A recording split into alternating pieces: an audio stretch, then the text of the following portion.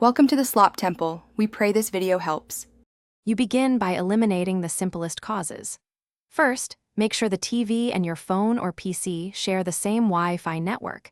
Mismatched networks cause blank screens. Once done, power cycle the TV, router, and source device for 30 seconds to reset network and hardware states.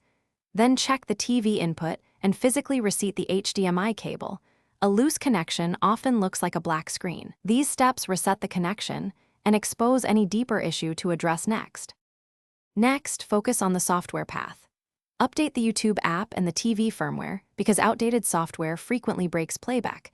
If Wi-Fi is weak, switch to Ethernet to test. Once updated, clear the YouTube app cache or reinstall it to eliminate corrupted data. Then sign out and sign back into your account to refresh permissions. After that, test casting from a phone and try lowering resolution from 1080p to 720p. And if needed, switch HDMI ports to rule out a port-level problem. Finish with decisive actions. If the previous steps fail, perform a soft reset and only use a factory reset if you've backed up settings and accounts because that erases data.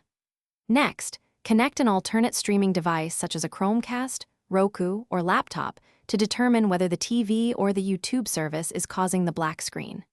If things still go wrong, take screenshots or note error codes and contact manufacturer or YouTube support. That evidence speeds diagnosis and prevents repeated basic troubleshooting. Thanks for watching. Consider subscribing if we helped you.